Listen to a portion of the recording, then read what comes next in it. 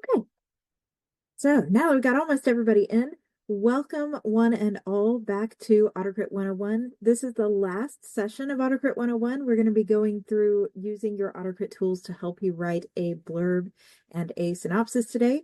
If you don't know what a blurb or synopsis is, or you're a little confused about the difference, don't worry. We're going to break that down today as well. We want this to be a class that anybody can step in, and no matter whether you are hearing about blurbs for the first time or you've written tons and just want ways to make yours better, we want to help you do that as easily as possible. Now, I know from personal experience that sometimes the idea of doing a blurb is more daunting than writing the entire book, because if I could easily come up with my entire book's blurb in just 100 words or less, why did it take me 257,000 to write the book, right? And yet here we are. It's an essential part of our marketing, whether that's pitching it to agents and hoping we get picked up for traditional publication, or whether we are doing this in order to try to get readers from a reader-facing side. And we're going to talk a little bit about those two things today. All right, so let's show where we are in the process at this point. We are at the very end now. We do have some next steps. We have a free class we're going to talk about at the end today about something you can do next after today's live. We also have a couple premium workshops with the Academy and some pro member events coming up to help with what happens when you finish the book and what happens when the book is ready to put out, whether you're established or not. So we hope you'll stay tuned for that. But by the time you are writing your blurb and synopsis, you have probably already completely finished planning the book, writing the book, and editing the book, and have a formatted book that's ready to go out. Now, the purpose of the blurbs and synopsis are twofold. So the purpose overall for both is that you want to generate interest of some kind in your book so that readers and or agents and publishers will purchase that book from you and then send it out into the world, right? If you're going the traditionally published route today, you're trying to get interest from an agent who is going to be selecting your book from a slush pile of thousands of submissions, and then they are going to try to get a publisher's attention with that same book. So your pitch has two extra purposes versus something that you're doing for readers, which is where you have them pick up your book, they love your cover, they flip it over, they read the back cover blurb, or they're on Amazon and they click the cover and they read the description and they decide that they want to go ahead and buy. And notice that I don't stop this process here with interest turns into purchasing, okay? We don't want them to quit after they've purchased the book. We want them to actually be hooked so much that they have to then go on and read the full book. Because if you buy the book, especially if it's $1 book or $1.50, and it sits in the TBR pile, who else besides me has a towering TBR pile that is more than 6 months old? And you have books that you bought fully intending to read, and you still intend to read, but it's still sitting there, right? Books that are sitting in the TBR pile that are not read turn into books that are not reviewed. The books that are not reviewed are then not necessarily picked up as easily by other readers, and it becomes this big cycle. So we need our blurbs to be effective so that they both sell and convince readers that they have to read, ideally right away. Okay, how are we going to accomplish this, you might ask? Well, we're going to start by covering the blurbs, the reader-facing blurbs. AutoCrit has some tools that we have implemented over the last year that have made it extremely easy to get a foundation. Now, AutoCrit is not generative. None of our tools will actually write or rewrite any portion for you. So AutoCrit's tools will help guide you in a way that you can take this information and craft your own blurb without doing it for you. So this is an example of a blurb. This is from the back of Ryan Cahill's of Blood and Fire, Born in Fire, Tempered in Blood. We get to see a little bit about what the story is. We get to see a little bit about the main character. And ideally, it's making us want to open the book and read more about it. Blurbs can come in a lot of different styles, but they are typically seen either right beside the blurb or on the back. If it is on the back cover, we call that cover copy. So back cover copy. Cover copy is different than the blurbs you see in retailer descriptions. So if you go to Kobo or Barnes & Noble Press or Apple Books or Amazon and pull up a book, you will often see a different description than what is going to be printed on the back of your cover. You don't have to do it that way, but the reason it's done that way is to bring in money in different ways, bring in readers in different ways. So this is Stephen King's fairy tale. On the right-hand side, you can see that this is a back cover blurb that has a very brief moment of authority at the top, New York Times Best Review, and then underneath, New York Times Book Review, underneath we have first person, which is very important because it's a first person novel, and the back cover blurb on a book that is printed typically is in the same POV that you wrote the story in itself. So first person POV blurb, because it's a first person POV book. We've mentioned in other versions of AutoCrit 101 that not all readers like first person POV. So having it on your blurb immediately lets readers that don't read that POV know that this book is not for them and they can move along, and you don't have to worry about getting this book would have been great, but I'm giving it 3 stars because it was written in first person. Or this book would have been great, but it was written in third person, so I'm giving it 3 stars. You can avoid that stylistic preference by using that disclaimer. Now on Amazon and other online retailers, third person blurbs sell better than a blurb that matches the interior of the book, because mentality just works a little different when you're buying something online. And so his publisher has first person POV on the back, and it talks about his story. And then on the right, or on the left, we have the very standard third person synopsis style blurb. We have his authority at the top again. New York, #1 New York Times bestseller, New York Times Book Review Editor's Choice, legendary storyteller Stephen King, and then a little bit about him, and then something about the book in summarized third person. And then we have it end with a endorsement from somebody else. So you have to research what are the norms. And I'm going to say this a couple times today, knowing what your genre is and what your genre's expectations are for how you craft your cover copy and how you craft your blurb are going to be an important role. This is where I'm going to give you permission to do a productive distraction and go off and research on your own a little bit, maybe research in the bookstore, research scrolling through the internet, and look at physical books though. If you do research for this, you need to look at both. Is it normal for fantasy to have a different blurb on the book than it is on the online description? You have to go look and see.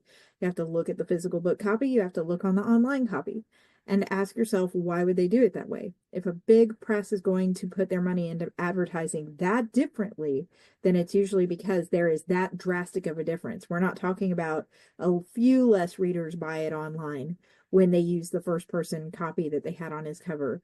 We're talking a bunch, enough to make it worth them paying their marketing people to write 2 separate blurbs. So look for those norms. All right, we're going to pause here for a minute and see if you've got any questions about what a description is and what a blurb is before we go on any more. Hand raise. Lots of people with TBRs, 100 books in the TBR pile. And no shame, we will get to those books. We will. That's what we're going to do. That's the goal. Would it be normal for descriptions to change per platform? I don't know per platform. So if I list my EPUB on Amazon and I also list it on Kobo and I also list it on Barnes & Noble and I also list it on Google Books and I also list it on Hootsuite, I'm probably going to keep the same back cover copy or the same blurb for all of those platforms. Now, there are some age ranges. Like yesterday, we looked at middle grade and young adult. If you go pull up the middle grade version of Harry Potter, and I'm calling it the middle grade version, not because it's official, but because it has the different cover. It's a little more cartoony, him with the scarf and all of that. And look at that blurb. And then go look at the YA version of Harry Potter, which is categorized in Amazon under teen and young adult fiction, a separate category. And it's got more of a more mature, darker themed illustration on the front. You might see some differences because they are pitching different things. Middle grade books are picked up by parents for the kids. more so than the kids asking the parents to pick them up the book in YA. So blurbs pitched to YA might talk about things a little differently than it would books that are trying to pitch to a mother or father or guardian of some kind. And we're going to talk about that in Young Adult and Middle Grade Club in the next couple months. So keep an eye out on your calendar. So if you have something like that, where maybe you have a genre bender and you want to try pitching it fantasy, and then you want to try changing your blurb to see if sci-fi sells better because it's 50% sci-fi, 50% fantasy, then yeah, if you want to try fantasy romance and you say, you know what, it is literally 50-50. 50% of this book is romance, 50% of this book is fantasy. Maybe I'll try one blurb for a little while that has higher emphasis on the romance, less on the fantasy, other plot, and then maybe I'll switch it around. Then you could try that. The good thing about blurbs, especially if you're self-publishing, is that they are fluid. You can go in and change them as one author to other authors.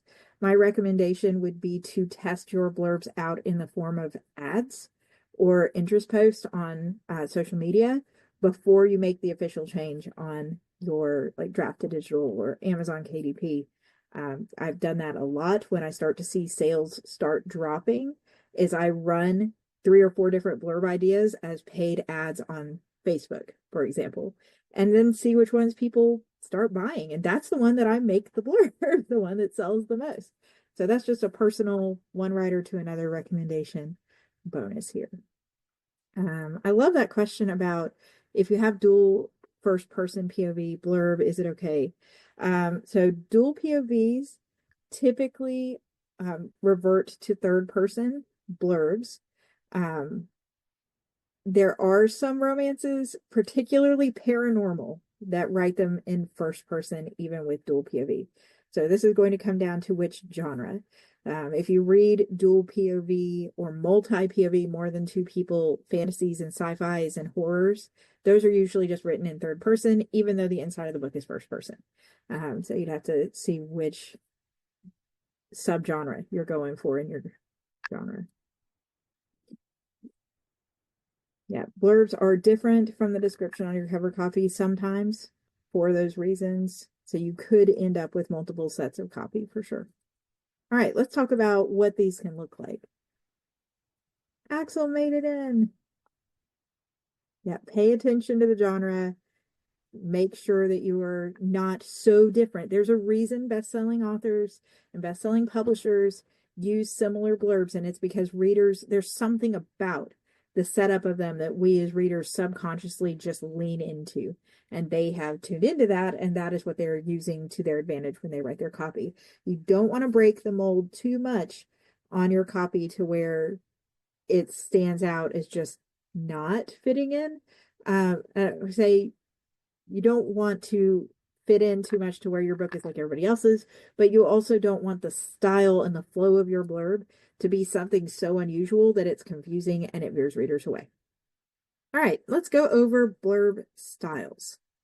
The first one is the one we saw on the Amazon copy for Stephen King's fairy tale, which is The Authority Sandwich, a #1 New York Times bestseller, New York Times Book Review Editor's Choice. This is authority. It's opening up the fact that this person deserves your time and investment in their story, and they deserve your hard-earned money because they have established themselves in this genre. This is usually going to be in the form of awards that were won, bestseller status. This can be for the book or the author, not necessarily the book. If the book has just now come out, how is it going to have all these things, right? It can be in the form of editorial statements from publishers, from critics, from well-known fellow authors. And I think it's interesting that as renowned as Stephen King is, we don't need to establish Stephen King's authority. Stephen King has the authority. He is an authority. If you get a Stephen King endorsement for your book, he is your authority, right? He can be an authority figure. However, they still do this because this comes down to what readers expect. They are used to seeing authority at the top in fantasy. This is a fantasy book.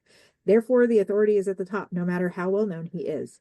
Underneath it, we then introduce the main character, first and last name in the first sentence, and we go on into his stakes his goal, and his obstacles are all lined up for us very quickly, very early on. This is a hallmark you're going to see across most of the blurbs we look at today. You see what happened with his mom. You see him learning to take care of himself. And then he has to accomplish something new. We see a little bit more fleshed out, a little hint at what's to come down in the second one. And then we shift back to authority with the end. So authority opens the blurb, and then we read about the book, and then authority closes the blurb. Switching over to Colleen Hoover, this is what I like to call a pitch and breadcrumbs blurb. Pitch and breadcrumbs, again, has that authority at the top, and then a one-sentence pitch that can be expanded on into something else. When Tate Collins meets airline pilot Miles Archer, she doesn't think it's love at first sight. Great pitch. One sentence hook. If you read nothing else, oh, that's interesting. We know who we're following in the story. We get an idea that it's reluctant romance, and then we expand on that after we have the readers hooked. They wouldn't even go so far as to consider themselves friends. So here we got enemies to lovers, mutual attraction, dark desires, and then breadcrumbs is the part at the bottom. So we have her pitch, which has been slightly expanded at the top, but underneath it, because in this genre where you have dark romance, psychological, when you're talking about subject matter that has abuse involved, in this case with ugly love, those are triggers that can actually be red flags and keep your book from being served by the algorithms to readers. So you have to be very careful how you put your triggers into play here. So she mentions the hook, and instead of labeling out what happens next, she gives us breadcrumbs. Hearts get infiltrated, promises get broken, rules get shattered, love gets ugly. And all of those things are like, oh, how so? They draw you in. They make you go, how do hearts get infiltrated? What promises got broken? By which of them? What does that mean love gets ugly? And that makes your hook not just drive home the setup that you've given us up above, but also makes us want to read it right away. The last thing we're reading is love gets ugly. And then I want to open this book and start reading exactly what happened here to figure out what's going on, right? So that's a good blurb that ties in the purpose of reading the story into an immediate read on top of a buy. M.L. Wang is a very well-known self-published author. They wrote The Sword of Kaigen, and they went full synopsis style blurb. This is something we see more in epic fantasies, hard sci-fis. You don't see this aimed at a lot of younger readers, so be careful of using the synopsis style. The reason that we caution against using synopsis style is, as you can see on your screen, if I compare this blurb visually from Colleen Hoover to this blurb visually, I am met with a giant paragraph of stuff. As an epic fantasy lover, I love this. It's great. It draws me in. It makes me know that, oh yes, I'm getting all the epic world building goodness that I love in a book. I'm getting the pace that I'm used to. As somebody who isn't comfortable with that, though, you might be off-put by how much you have to read just to read the blurb. So be cautious, again, about what you're setting the reader up to expect from your book. Just reading this alone, I expect long, flowing, epic, tons of world building, tons of character development, especially since we open up this blurb without mentioning the main character and mentioning more about the world. We don't hear about the main character until Mamoru is mentioned down here in the middle of paragraph 1. And then we have Misaki further down in paragraph 2. And again, even that one has its authority on the top. They left it off the bottom, but authority on the top, and then their synopsis style blurb. And then this one is a personal favorite, a series of unfortunate events. What I love about this one is that it talks so little about the actual book, and it talks more about the reader, and you don't realize it till you really analyze it, right? This is the entire blurb, the entire thing. I didn't cut anything off. I screenshotted it directly from Amazon, and we have the authority at the top. Now it's a Netflix series. And then talking about the author, and then the blurb. Nothing in here talks about the main characters. Nothing in here talks about their plot. Nothing in here at all talks about what you should expect from the specific book. You're only getting talk about the reader. So be careful if you pick this one, because it comes with a requirement for a sort of tongue-in-cheek narration. And if I bought a book, I would expect it to carry over. A series of unfortunate events delivers that narration, but this can be a tricky style to get right. Are you made faint-hearted by death? Does fire unnerve you? Is a villain something that might crop up in future nightmares of yours? Are you thrilled by nefarious plots? Is cold porridge upsetting to you? Vicious threats? Hooks? Uncomfortable clothing? It is likely that your answers will reveal a series of unfortunate events to be ill-suited for your personal use. A librarian, bookseller, or acquaintance should be able to suggest books more appropriate for your fragile temperament, but to the rarest of readers, we say proceed but cautiously. And that's it. So the story itself is about the Baudelaire children, and they are orphaned, and their extremely creepy uncle decides he wants their inheritance. Whether he is their uncle or not, you would have to read the series to find out. And by seriously creepy, I mean he tries to coerce his underage minor niece to marry him in the first book. And he then goes on through this series to unalive several of their family members who are actual family members and who want to give them different kinds of homes. And it's basically following the unfortunate events that happen as each one of these people are unalived. All of that could make for a super dark and foreboding blurb. And I think this style lends itself very nicely to lean away from that, because the actual storytelling style, despite the content being so dark, is written in a way that's borderline comedic. And it does have the serious elements and the serious undertones, but it reflects the feeling a child would have while they were reading it, more so that this is shocking, this is funny, but it's also got some heavy elements as well to it. All right, then we have the elevator pitch and cover copy. This is where you skip your authority and instead you're trying to grab your reader right away with a very strong elevator pitch. So 2 potion shops, 1 heated rivalry until hate bubbles over into something else. That is your 1-sentence pitch.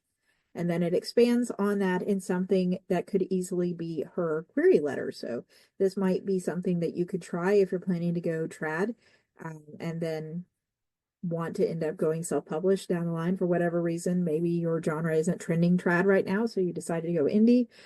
Here's one way you can repurpose your query letter. Any adventurer worth their salt knows about Ambrose Beak. The proud, quiet half-elf sells the best and only potions in the city. And again, we get a touch of tone here. We're learning who the story's about. We learn what is at stake. We learn what their goal is, and then we learn what their obstacles are, all put together here in a way that drives us in. Now, the key difference between an agent-facing query and synopsis and a reader one is the reader one doesn't want spoilers. Query-facing ones want your spoilers because that is part of your hook. An agent does not have time to write your books. They barely have time to represent the books they've got. So agents are not usually going to go steal your ideas. So the best way for you to stand out is to make it very clear what the book is, and then what you are asking the agent to do, and then telling them why yours is special or unique. And yes, that means giving away sometimes things we would consider spoilers. So in this one, because it's a romance, it's almost a given that they're going to end up together in the end and that they are going to get along. But if it wasn't a romance genre, then that's something that maybe I'd consider throwing in as one extra bonus when I sent it to an agent. But I wouldn't include what happens for a reader. One final note up here, when you're doing collections, anthologies, things like that, that you are doing a blurb of the collection as a whole. You do not want to bog your blurb down with each individual book's blurb in one big row. That is a huge turnoff across most genres. So instead, tell us what kind of series we are in for. We've talked a lot about in Fiction Forge and in the Writing a Book series class about how each individual book has its own story, and then there's an overarching series plot. And every book moves you through those beats in the series plot. And then your individual books each have their own beginning, middle, and happy resolution. So you're going to hint at the series plot when you do your collections. Who's the main character? What is their series goal? What is their series obstacles? What is the series stakes, not just one book? And then end it off however many books in you are going to go. If you're book 6 out of a 12-book series, then you're going to tell us in this specific collection, the arc through 6 is what you're hinting. All right. And then I'm putting this one in here as a sad farewell to one of my own blurb styles that I used to really like that has fallen quickly out of use. The tease and expand, giving them a 2 or 3 word little tag sentence and then expanding on it underneath. And then another 2 or 3 word tag sentence and then a not longer bit underneath, basically breaking up your synopsis style into these sections. So here's my section about the main character. Who am I following? Here's the section about the stakes. And then here's the section about the goal and the obstacle. Each section had its own purpose. The first one, who are we following? Second one, what's at stake? Third one, what's the obstacle and what's the goal? This used to be a very common style and it is going away. You're still seeing this in some YA books, but if I see this style today, I'm more inclined to think that this is a YA or new adult than it is adult for most genres, with a couple exceptions. And I've used it myself, so yes, sadness, such sadness. Let me catch up on your questions here.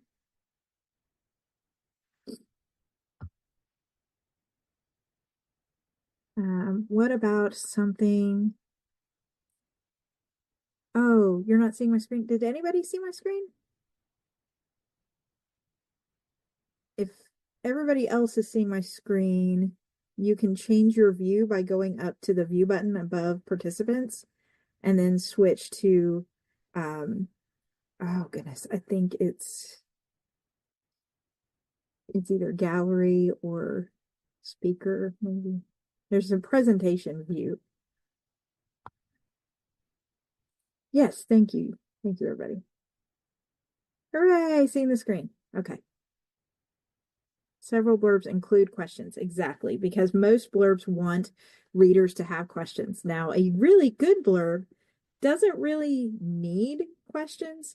Again, genre dependent. There are genres that are always going to get questions. A mystery blurb is always usually going to have a question, no matter what age group you're aiming it toward. A horror book doesn't often include questions because it's about the experience more than the plot in that case. What you were doing when you put a question in your blurb, I'm going to pull this one back up here. There we go. If you'll see, there's only one question. It's at the end. The purpose of putting the question at the end of your blurb is to drive the reader to open the book right now. It's that attempt at, you need to know what happens next. Pick up the book and find out for yourself.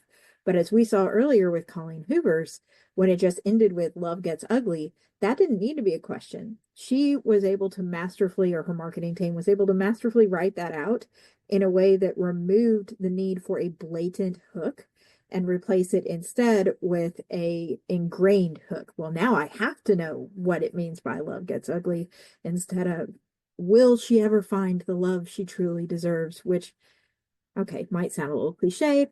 And yes, it's a blatant hook, and readers know it's a blatant hook. So if you do use a question, I would leave it vague enough that it doesn't come across as a blatant giveaway of what the story's about. You don't want the reader to walk away knowing what the answer is going to be at the end of the book. And at the same time, try to keep an aspect of mystery to it. This is not an agent-facing blurb, so you want to be very cautious, I guess is what I'm getting at, of those spoilers.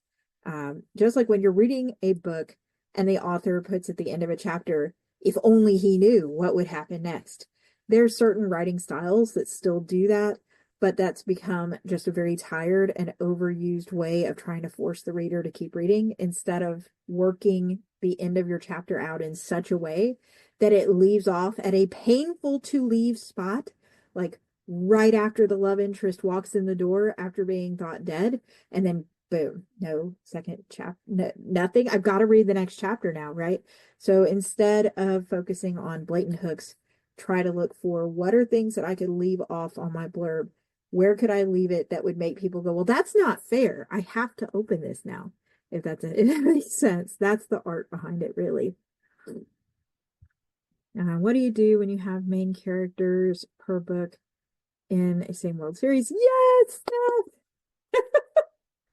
I love those. I have a 6-book series going where every single book has a entirely different main character, and it has one series theme. So when I pitch the series, though, there is a series theme that ties it all together, and I pull back into third person, even though it's a first person book by book. And then I would focus on the series goal. So 6 women across 600 years of time are trying to basically accomplish this goal, overcome this obstacle, and face this fear. If you're, and that's only for like collections. Otherwise, individual blurbs, I usually put at the bottom of mine, and this is optional to you, that the blank, blank, blank series follows different main characters. Each book can be read as a standalone. It does not have to be read in any specific order. And that's something that I choose to do on mine, like a disclaimer.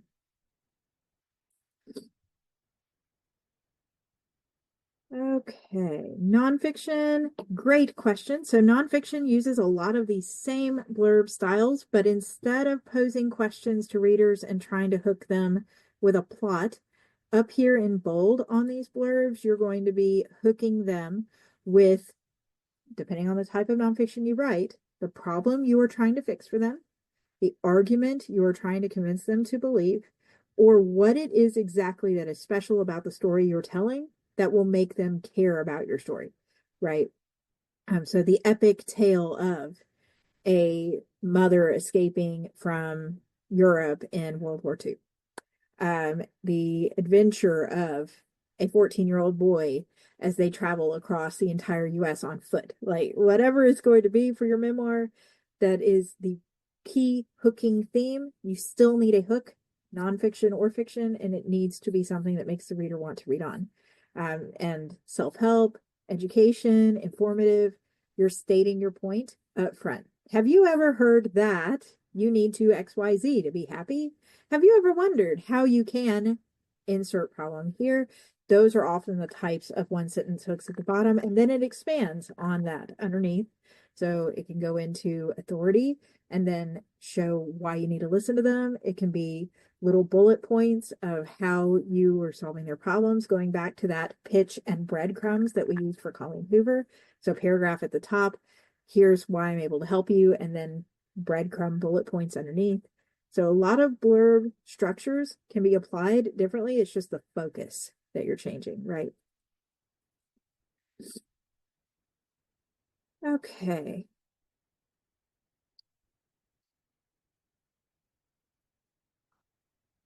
Common styles and structures for blurbs today, if that one is out. So that one is out. All the others, though, are still being used very often, and there are a couple subgenres that will use that tease expand.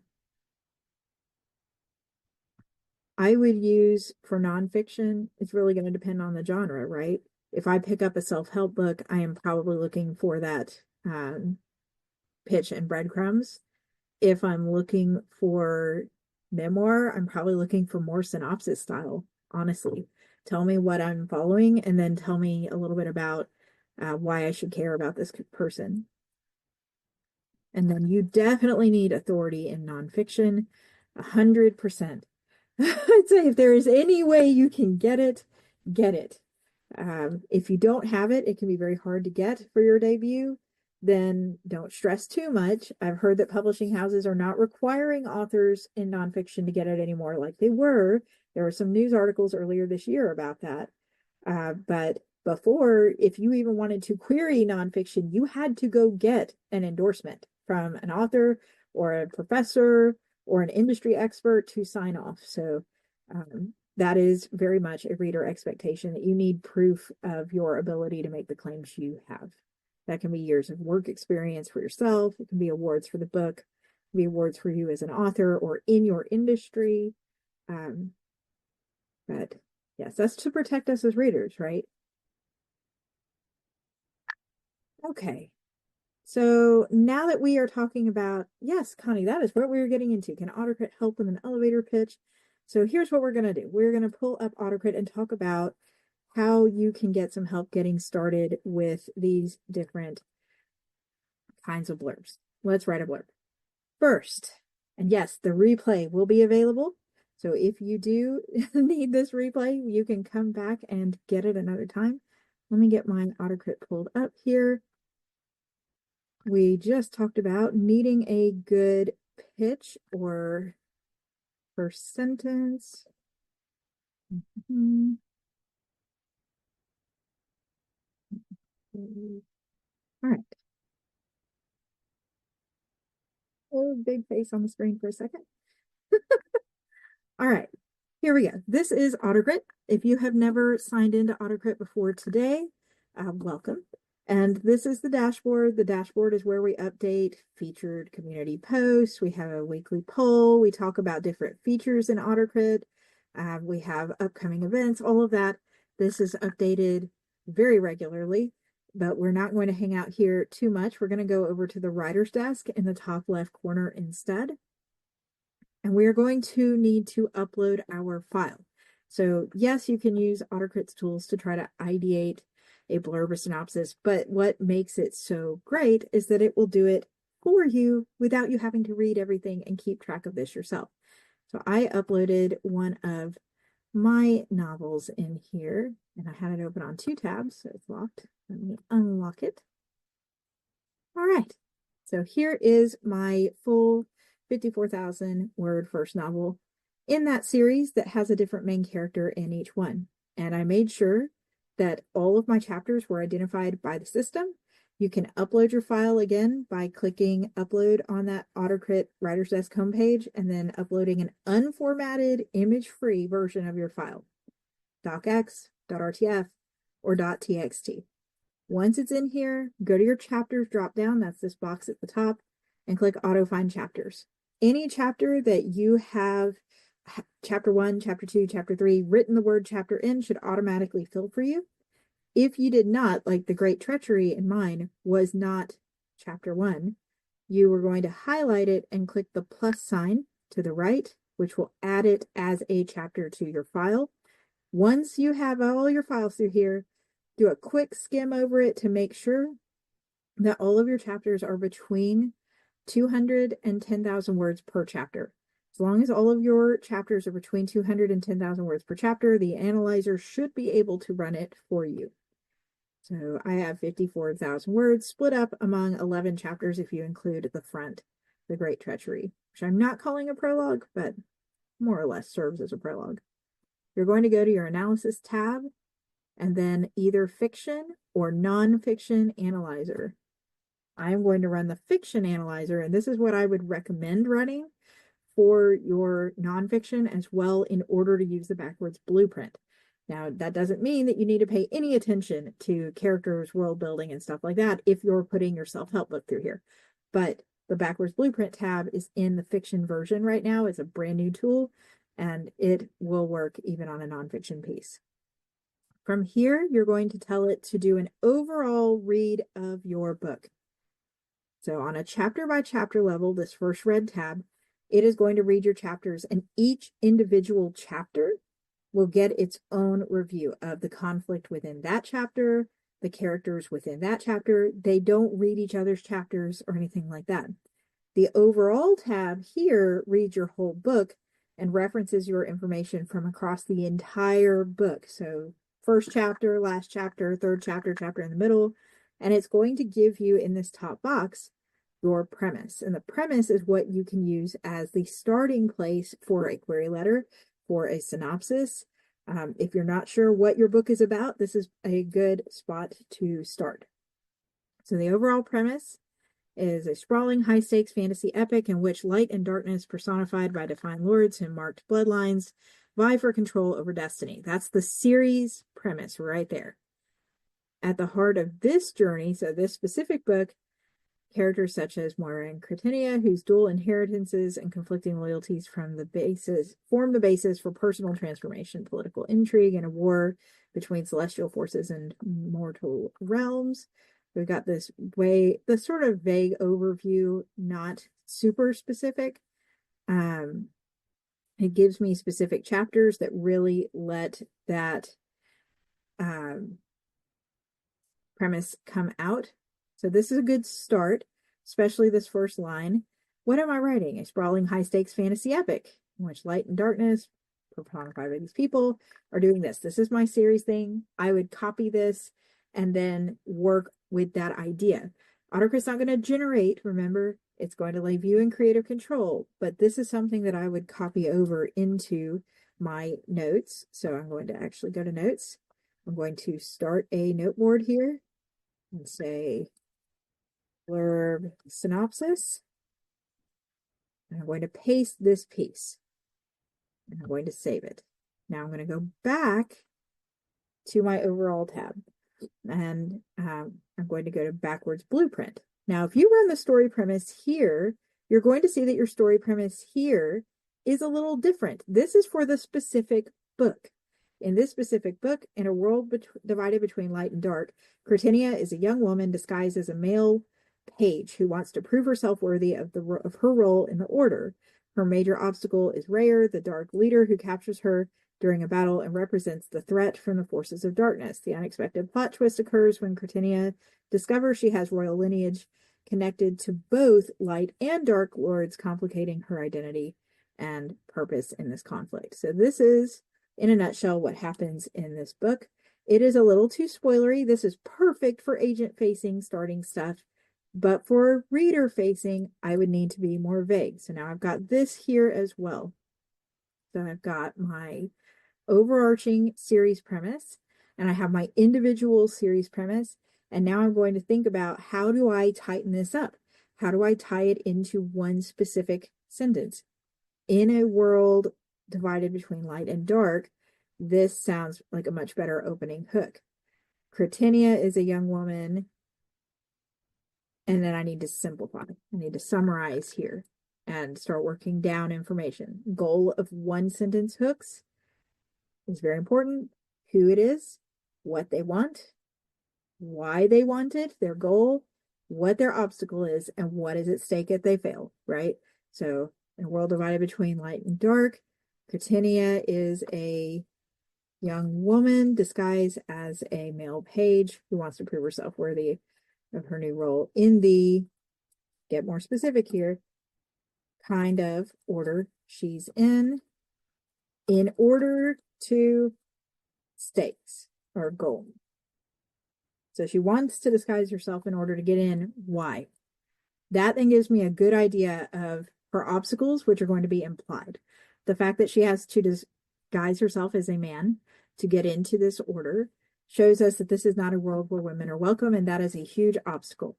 The fact that she then has to prove herself worthy once she's there shows that there's a goal, which we're going to lay out here, and we know that there have to be pretty high stakes in order for her to go to these extremes. So what kind of order this is and what is her goal, added with the world being divided, that then gives me a good one sentence hook.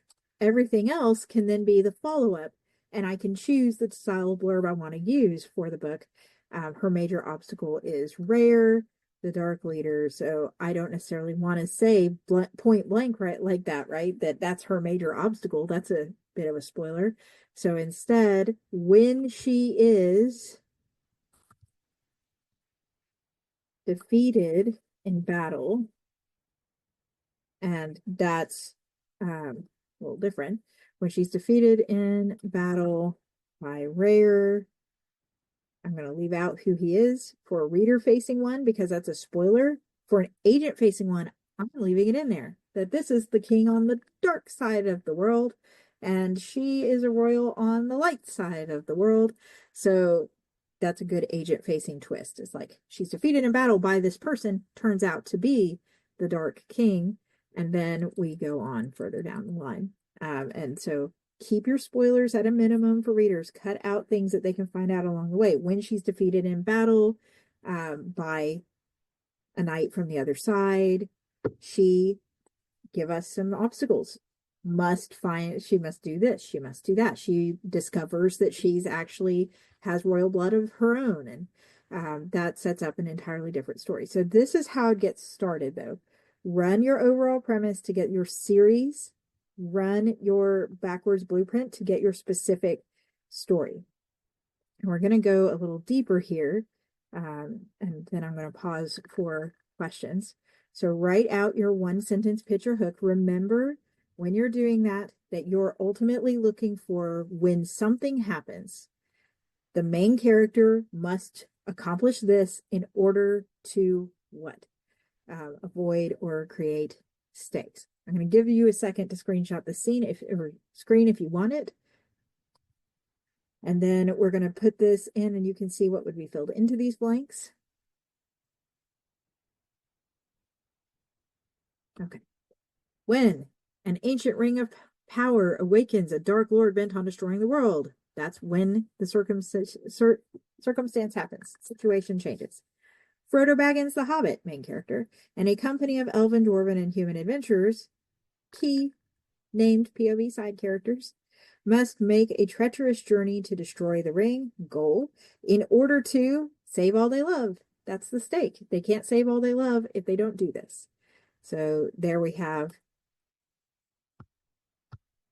again, our situation. Ring of Power awakens this Dark Lord. Who our characters are that we're following. What they have to do in order to do what.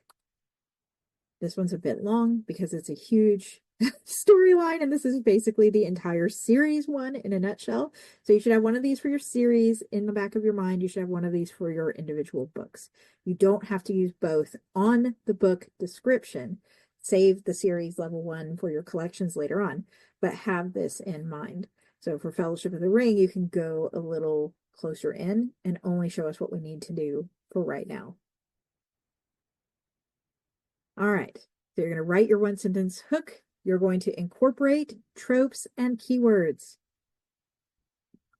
Going back over to our backwards blueprint over here, there is a section specifically for tropes.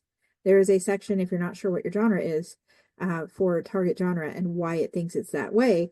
Keep this because this is very helpful when picking your categories if you're going to self-publish. You get to pick 3. On most retailers, some give you 5, some give you 7, but the majority give you 3. I would put them in order of most to least important. I don't mean for this to be a coming-of-age fantasy. My character is 27 years old and pretty much established in who she is as a person, so I'm going to ignore number 4. I'm going to keep 1, 2, and 3 for my categories. Now, underneath those, there are some themes that might come into play here. If I was still doing tease expand, these might be helpful as starting spots for those. But more importantly, I have tropes. Algorithms on retailers love tropes because tropes are often keywords that readers search for when they go look for books. So if you go to Amazon and you're looking for a book about adventure and with elves and dwarves and wizards, and you're looking for a book with a big bad villain and a chosen one who's going to save everything, then you're going to maybe type in searches like epic fantasy books with elves and dwarves, epic fantasy books where characters go on a big adventure, epic fantasy books with with overlords, epic fantasy books with dark rulers, epic fantasy books about good versus evil, right? All of those things are tropes. And having a blurb that supports a trope by subtly dropping that in can help give the algorithm not just the keyword. So I could say chosen one is a keyword, but also mentioning a little bit about how it fits subtly could be a boost to those searches, right? So I might have my book set up. It's epic fantasy, and then underneath it, in one of my tropes, I say books with a chosen one. That is not cliche. And then under here, I could go, okay, she embodies this as she discovers her identity linked to both light and dark lords. So it has to be her because of this. So when I write my blurb, I'm going to go back to my notes here for a second. And I think, okay, she discovers this, right? Discovers she has royal lineage. All right, let me space this out. For my blurb itself, I'm going to take out the unexpected plot twist and change this up to something that sounds a little more blurby. When Cretinia discovers she herself has royal lineage connected to both light and dark lords, new stakes. Now that took that trope, light and dark, word for word, which is something that algorithms might search for, and the fact that it has to be hers, the chosen one, because she's the person that has both. She herself is the only living person whose royal lineage is connected to both light and dark lords. There we go. Connecting that thing. She's the only one. There's my chosen one, hinted at in the blurb itself. And I'm going to expand a little bit more. So I can save that, go back over to my blueprint again, go back to tropes and say, okay, what's my next trope? Light versus dark. We just saw that one. I can check that off the list. Hidden identity. We already established that one in the first sentence, right? That she was pretending to be a guy. Mentor-student relationship. That one I'm missing. So maybe I want to make a note about that at some point in my blurb.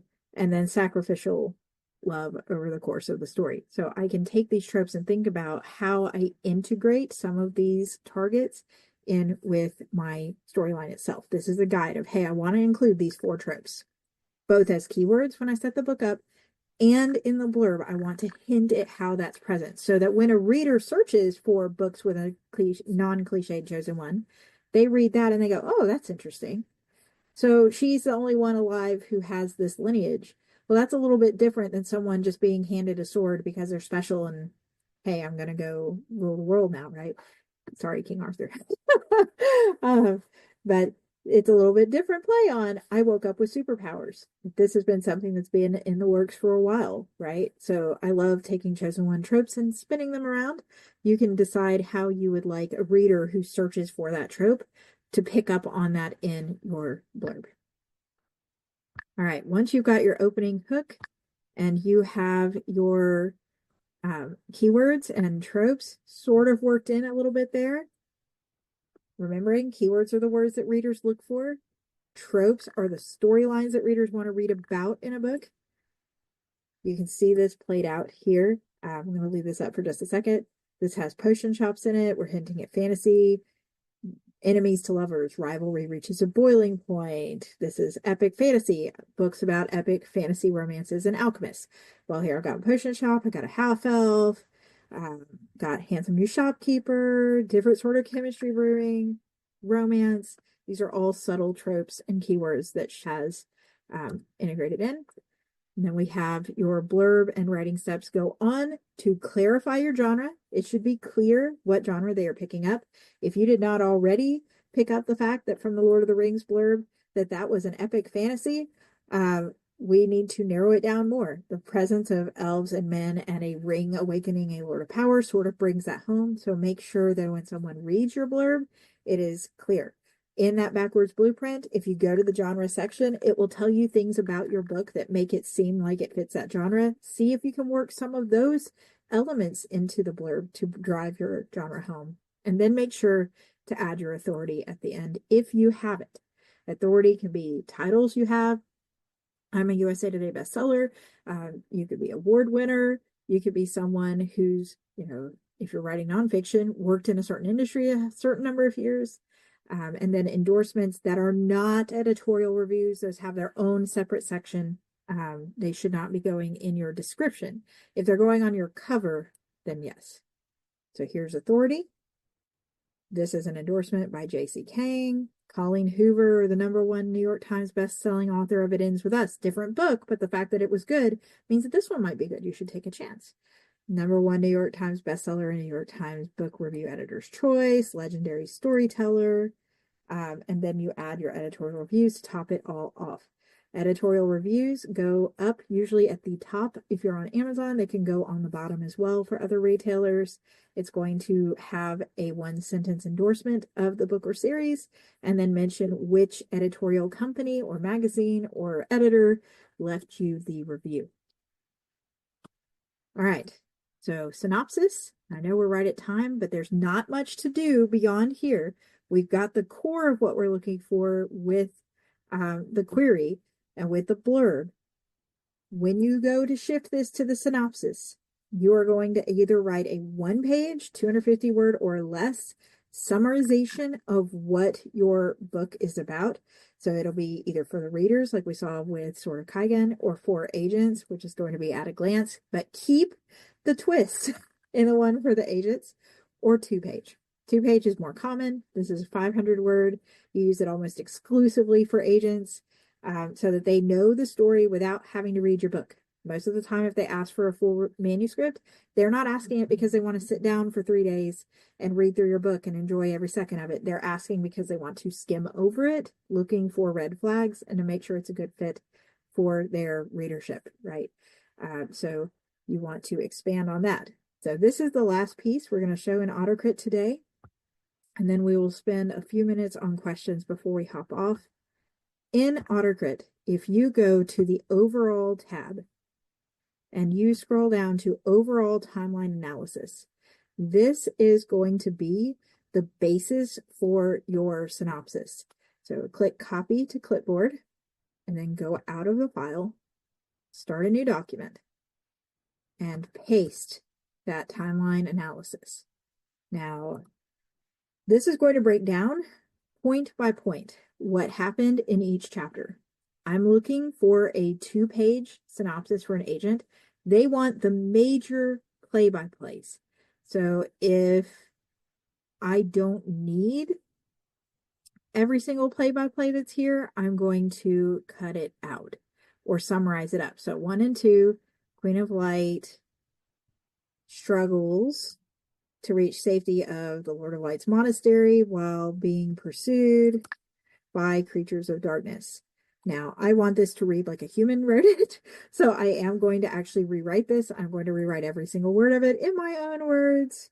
So the book opens with Moira and then talk about her getting there. I don't want to write them a novel, to write them their synopsis. And I'm going through noting these different plot points. Chapter 1 has this happen. Chapter 2 has this happen. Chapter 3 has this happen. And I'm going to trim it down to the most important plot points as I'm writing my own text underneath. And once I get through it, I can delete it out. So the book opens with Moira struggling to reach the Lord of Light's monastery with creatures of shadows on her heels.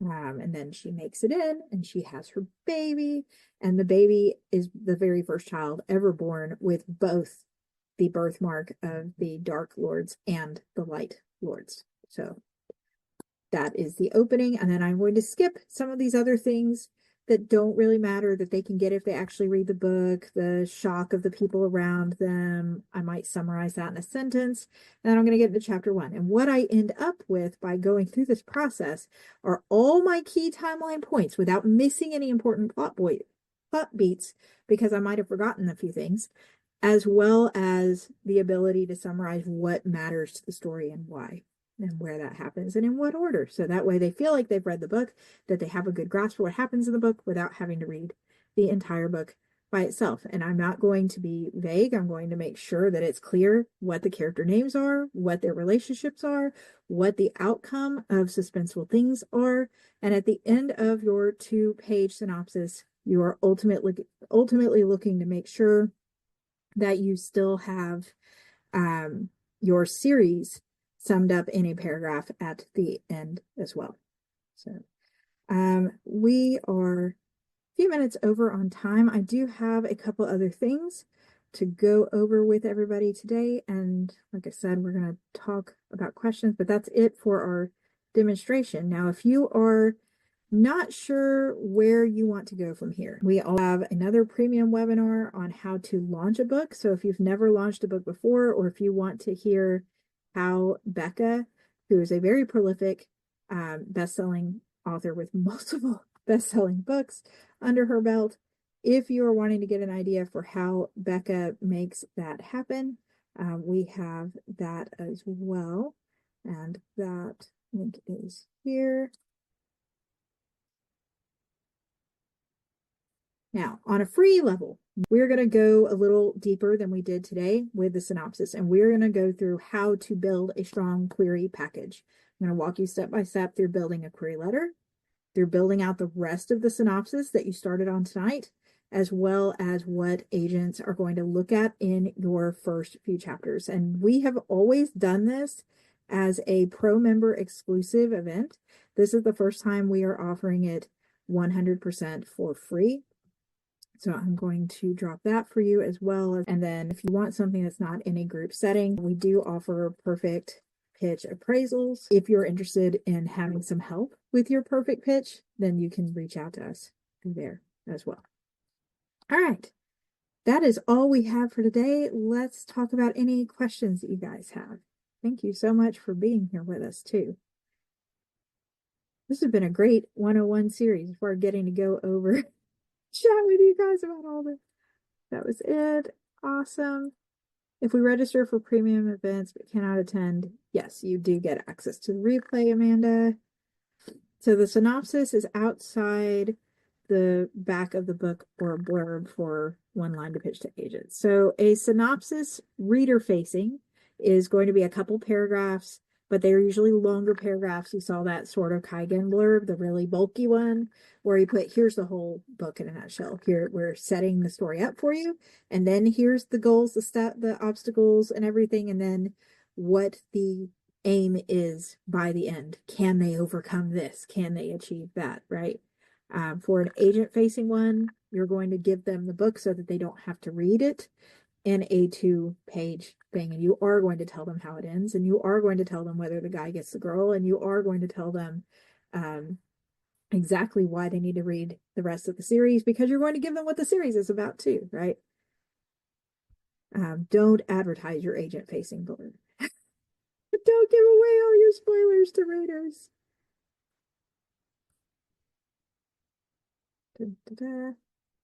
Where did I go for this? So everything we did for the most part today, let me see if I can bring my AutoCrit back up, was in the analyzer. Here we go. So we got to that. Go back out here. So upload your file, make sure it's unformatted and that it's image free. Or open your file if it's already here. Open your file. Make sure nothing is in front of where the text begins. No title, no name. So I don't have Monk of Death by Catherine D. Graham in front of The Great Treachery. That would add a preamble, which is a front matter. And that's going to throw your analyzer off. So get rid of anything in front of chapter 1. Go to Auto Find Chapters to load your chapters in. And then go to the Analysis tab and run either fiction or nonfiction analyzer, because we have both. The fiction analyzer, though, is where we have the backwards blueprint. Backwards blueprint gives you your premise, your genre, and your tropes. If you go to overall and you go to your premise here, you can see sort of that gearing up for the full series level premise, and then specific chapters that do that. And there's also a timeline here, which is what I pulled when I pulled everything into the new file to start my play-by-play synopsis. That was the overall timeline analysis in the overall tab. And that breaks it down every single chapter, bullet point by bullet point, and then I have to summarize them. And then you also have themes and genre here as well. So it can say this text best fits within high fantasy genre. Hooray! Evident in its world building, spanning magical monasteries. Here's those keywords again: enchanted forests, epic battles, divine interventions, mysterious prophecies. These are all things that I could pepper around in a blurb to drive home the fact that it's genre, it's fantasy if I want to. Things that conflict with it, and things I might want to consider having it in there. Having a teal-haired pirate lord. This is also your conflict on an overall level, as opposed to chapter by chapter level. So chapter by chapter level is only going to give you the genre for that specific chapter. and it's only going to give you the conflict for that specific chapter. The conflict out here on the overall level is going to give it to you for the entire book, so you can catch your plot holes. But that goes back to dev editing, and we're way past dev editing today. You have a large list of uncategorized files. In AutoCrit, can I delete them? So your uncategorized files will always get longer. It is your backup folder. So even though I have all my files, as you can see, in all these other files, if I delete my backup out of here, then it is going to delete not just that book, but every other book that is linked to that book, and my notes and my builders, and I can't get those back. The AutoCrit team might be able to find an autosave to restore for you if you reach out to us right away, but we cannot guarantee we can get work back once you've permanently deleted it. So that's why it is difficult to delete things there, so that nothing can get permanently deleted on accident. So if you did want to delete, you would go to the red dots, click delete, and then it will ask you to confirm that you want to delete. And then that file will disappear from there, as well as from down here where I have it in Lord's Gambit line editing, and my builders and my notes and all of that. There's no file limit in AutoCrit right now. My suggestion as a fellow author using this from an organizational standpoint is ignore uncategorized files.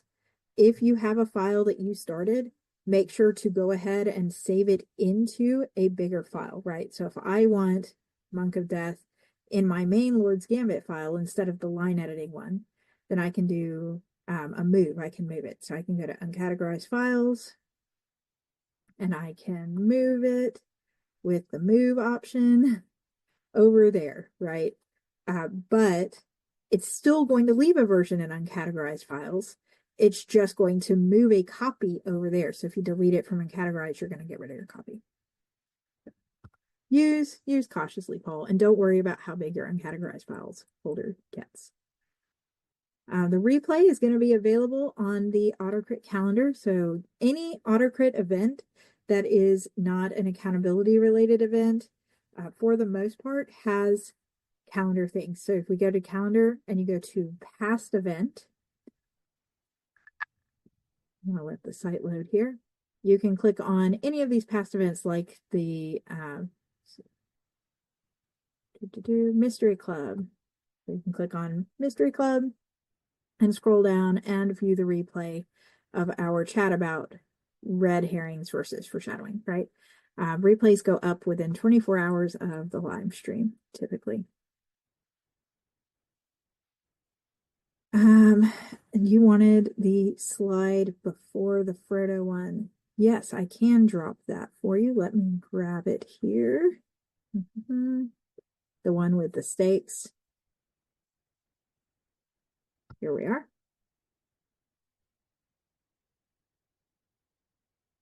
And let's see, I got a couple private messages as well. So there's that image. How do you save your analysis? How do you copy the analysis and save in a new document? So if we go to our writer's desk, what I did with my analysis was I only copied the timeline because I don't want the full analysis. I don't want the chapter by chapter level, the entire overall level, the entire character tab, the entire backwards blueprint. If you do want all of that, you can do that.